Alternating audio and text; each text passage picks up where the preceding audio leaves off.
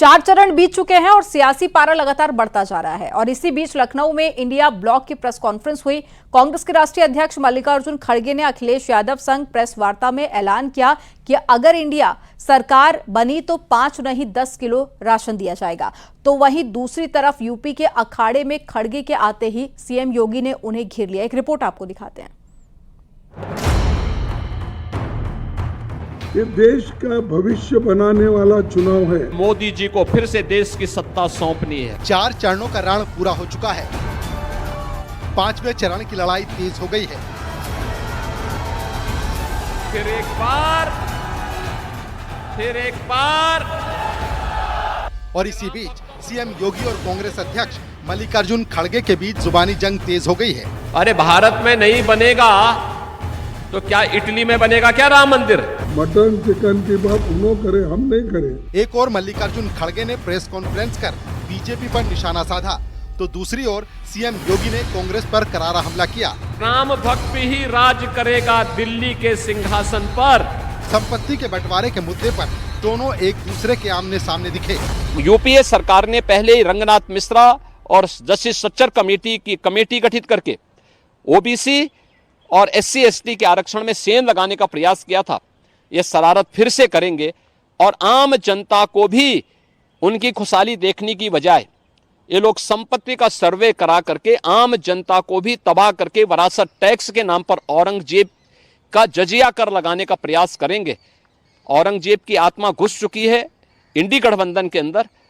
इस इंडी गठबंधन को जो भारत की बर्बादी की कहानी लिखने की बात करता है और उस प्रकार के दस्तावेज अपने घोषणा पत्र के माध्यम से प्रस्तुत करता है, इनको एक सिरे से खारिज करना चाहिए। मोदी जी उठते ही ये जाति जनगणना देखिए ये लोग कर रहे हैं, वो नहीं घर का एक्सरे कर रहे हैं, घर में क्या है वो देख रहे हैं। यहां तक भी बोले कोई प्राइम मिनिस्टर आज तक नहीं बोला, मैं तो नहीं देखा, सुना भी नहीं। आप बहुत से यंग लोग हैं, बूढ़े भी हैं, लेकिन उन्होंने ये बोला देखो आपके पास अगर घर में 2, अहमदाबाद में मैं भी था, वहां मैं दूसरी जगह भाषण कर रहा था, उन्होंने भी कर रहे थे। उन्होंने बोले देखिए तुम्हारे घर में अगर 2 भैंस है, एक मुसलमानों को दे दो।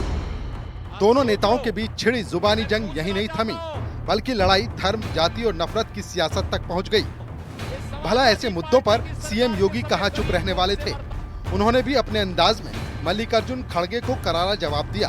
सीएम योगी का कहना है कि कांग्रेस नफरत फैला रही है, कांग्रेस के लोग झूठ बोल रहे हैं, जाति और धर्म में लोगों को बांटने की कोशिश हो रही है।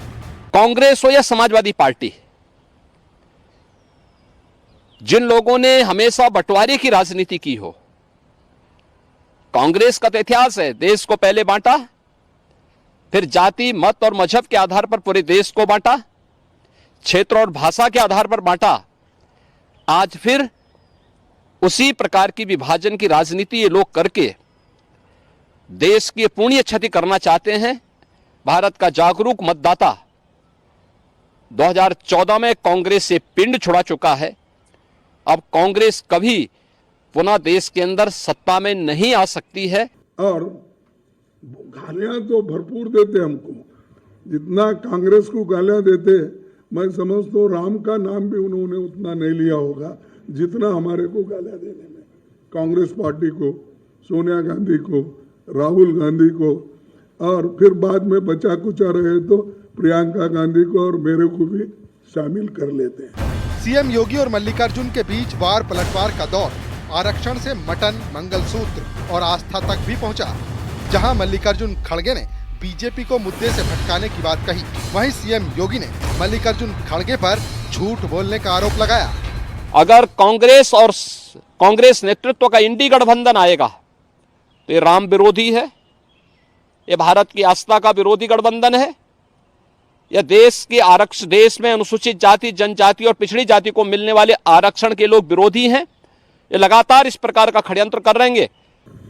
अगर आपके पास, क्योंकि हिम्मत की बात बहुत करते हैं आप, 56 इंच छाती तो है ही आपका, ये सब करते हैं, तो उनको डराते क्यों नहीं, पार्टी से निकालते क्यों नहीं?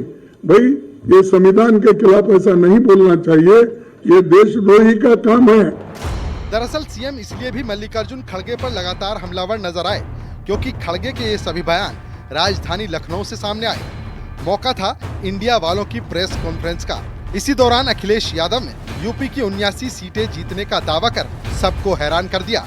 2024 में पूरे भारत में एक ही लहर है और वह है फिर एक बार मोदी सरकार का, अब की बार 400 पार का, और जो राम को लाए हैं हम उनको लाएंगे।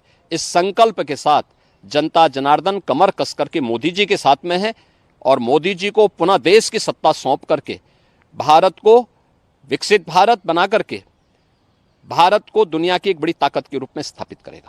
इंडिया गठबंधन उत्तर प्रदेश में 79 सीटें जीत रहा है और क्यूटो में लड़ाई में है। जनता पार्टी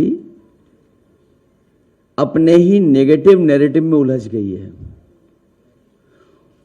और जब हम पीछे मुड़ करके देखते हैं 10 साल दिल्ली की सरकार और लगभग 7 साल उत्तर प्रदेश की सरकार में हर बात उनकी झूठी निकली, वादे उनके झूठे निकले। बहरहाल इंडिया ब्लॉक 79 सीटें जीतने का दावा कर रहा है, जबकि उनके इस दावे पर अकेले योगी आदित्यनाथ की मोर्चाबंदी भारी पड़ती नजर आ रही है। देखना यह है कि ये जुबानी जंग कहां पर जाकर थमती है। Bureau report, news 18।